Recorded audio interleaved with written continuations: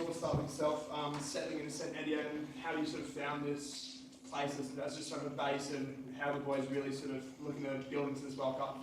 Yeah, it's been great. Obviously, we spent some time in Paris and then moved down here. So yeah, it's a great little setup where we are. We've got some good recovery facilities, a good gym, brilliant pitch. Weather's been good.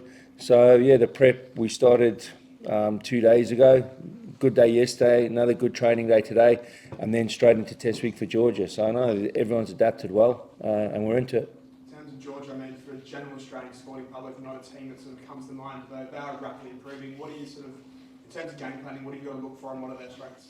Oh, I think, look, they're a better side than what a lot of people give them credit for. Beat Wales in Cardiff, beat Italy last year, so two of the Six Nations side. They're definitely growing their game. Always very strong set piece. Big wrestling forwards. But I think they've added some kick counter, and they're playing a lot better off unstructured play. So they're obviously evolving their game, but they've still got a very, very strong set piece focus. So for us, it'll be a good set piece battle. And we'll look to go from there. Is there a team that sort of openly come out and say they love that just set piece battle on the forwards? As a forwards coach, when you hear a team so open about wanting to target that area, how do you sort of respond to that? How does that sort of, do you see that lift the group? Yeah, it does, but it's great. We love that. We got Belly here. We love that sort of confrontation. So for us, development as a pack, where we've come from over South Africa, Argentina, New Zealand twice, and France, I think we're getting better. We've shown real improvement. I thought our scrum was probably the best it's been against France, both on ours and their ball. So we're making good progress, but now we're into World Cup, so it's the start of the knockout phase. Sorry, the group phases now, and you won't win any big games in this tournament unless your forward pack fronts up. So it's going to be a great challenge for us. Were you there with England 2018-19 with those infamous training sessions? Yep. What are your recollections of them? And have you kind of any of the guys been asking you about them? Oh, a little bit. I think, look, that's 6 years ago. They were 5 years ago. Those were, what you might refer to now as probably old school training sessions. So, with a little bit of biff. But good, that condition of players. And we've been looking for something similar amongst ourselves here. I think probably the last 2 to 3 weeks, we've had everybody fit, Belly fit, Nella fit, all the sort of players that we've got available. And our set pieces, particularly the way that we train, has been a lot more robust and a lot more competitive. But as competitive as we make that, there needs to be transfer. It's no good training for 4 weeks leading into a World Cup and not getting the transfer on a Saturday. So, that's the big thing that we're looking to do, is to make sure that we get that transfer on the weekend. What impact did that session have on the England guys who were on the receiving end? That must have sort of put the wind up them and maybe thought, wow, this guy's meant business. Like, what was that mentality like after that infamous session? Look, I'd rather talk about Australia and where we are now. Like I said, it's 5 years ago. I've done a lot of sessions since then. But it was a good, tough session. It was a good, tough session. And we're trying to replicate that with our boys, with this Australian pack. So we've been making sure we focus on ourselves for this week now, and moving into Monday, Tuesday, the focus will shift dramatically over to Georgia and to, the real threat that they pose. But this is not about stopping them. This is about imposing ourselves. So for us, we're going to be looking to go in the game and to have our set piece set a standard, not sort of be receiving and try and match. We've set our stall out with people like Belly and the guys that we've got here, that we don't want to be an Australian side that achieves parity and then tries to play off that. You want to win a World Cup, you have to be dominant set piece. South Africa proved that 2019. So in order to win this competition, your set piece has to be red hot, and sort of next Saturday is the first step of that. In terms of 4 years ago to now, how much and the preparation that Eddie had, you clearly within the 19, is there many differences between the leading periods and how the two sides are tracking from England? Obviously they had final to now being with the Wallabies. Can you see those tools being put in place to kind of go quite deep as well? Yeah, I think we can go really deep. I think one thing which Eddie said repeatedly is that we've been together really 5 games as a team. So this is a young team. in terms of the age profile. It doesn't have a boatload of World Cup experience, but what it's got is good men, good men in the group that are looking forward to this. So, look, Eddie had 4 years into leading into that World Cup. We've had 5 months. So that's not an excuse, that's a fact. But we feel that we're putting ourselves in a really good position, to be ready for step one, which is Georgia. And then we'll look to move through the gears, quarterfinals, semi-finals, hopefully final. Can you give an update in terms of where Slips is at? Is he tracking okay? Has he been training? Yeah, look, he's been in and around. He hasn't done as much on feet, but we're hoping on Monday he'll be available to train with everybody. So, like I said to you, there's 8-9 weeks to go here, and we need to be not cautious, but we need to be aware of the situation that he's in as a veteran player, and make sure that we give him the very best opportunity to have a huge impact on the squad. One of the highlights at the top has been Angus in his performance this last few weeks. What has impressed you about him since starting? Look, I think everybody who's watched Belly knows he can carry the ball. For me, it's the other bits that I've found really exciting about what he's doing. So his defence, I thought it's the best he's defended against France. He put his head in the spokes a few times.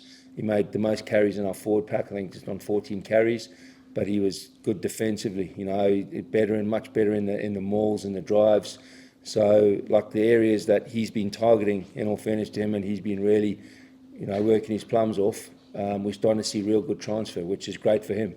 Developing those other bits of the game, his scrum. I thought he scrummed exceptionally well against Antonio Uni, who's a big man, is a top class. That French scrum is a good scrum.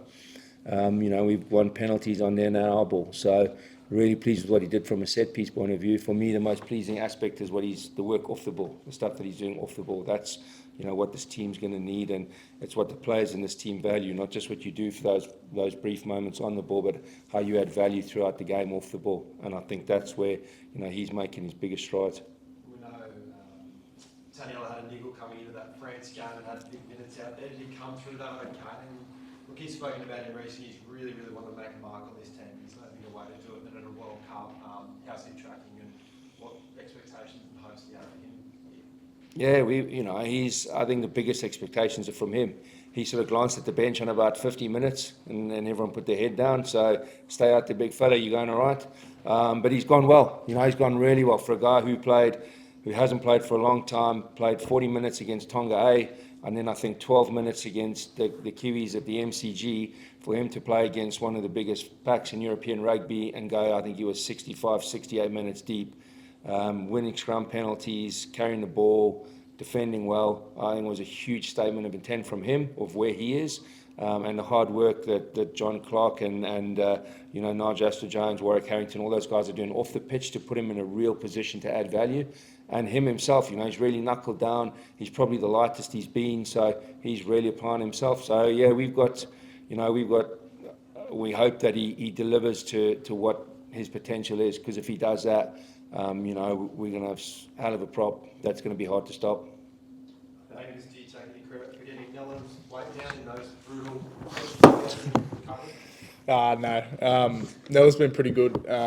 He gets up every morning, does a walk bike, so he's quite driven. He's been going really well, and obviously, as you could see from the weekend, his ability at the set piece and his scrum stuff is world class. So. It's all been big Nello. He's been going well, and I guess our journey together was quite cool, and we both progressed together. But he's been so committed and wants to add value to the team.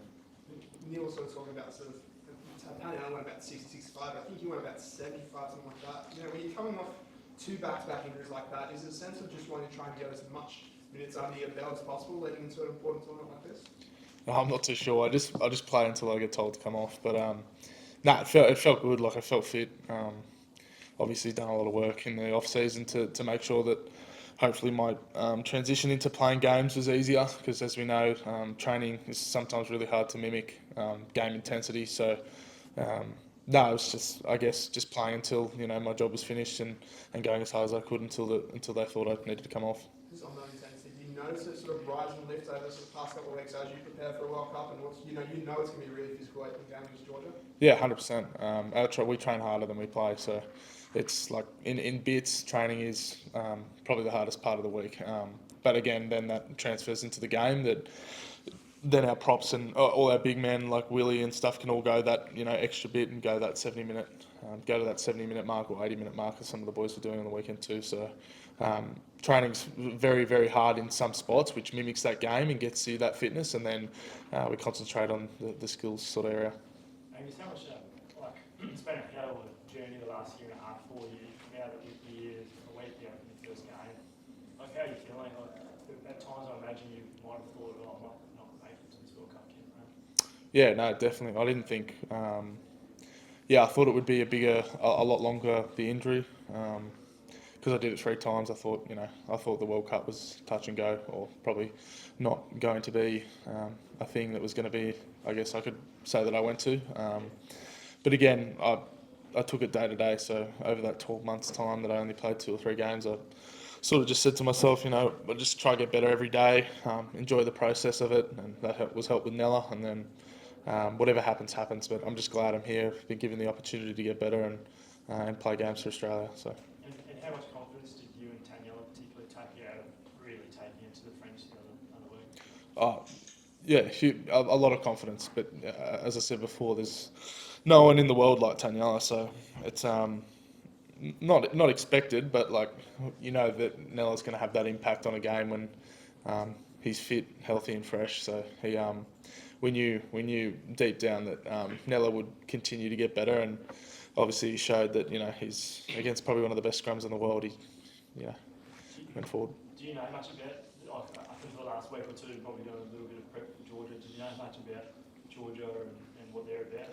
Yeah, definitely. They've got a lot of props that are in like the French rugby and stuff, so I kind of like watching that sort of thing. And then that's those games, and they're obviously big men, and obviously we already knew that we were sort of playing them the first game, and they've knocked off a few Tier 1 teams this year, as Hat said, Wales and Cardiff. So they're going to be no easy feat, and obviously at set piece they're very good. So we'll just keep preparing how we prepare. Like we go as hard as we can. So.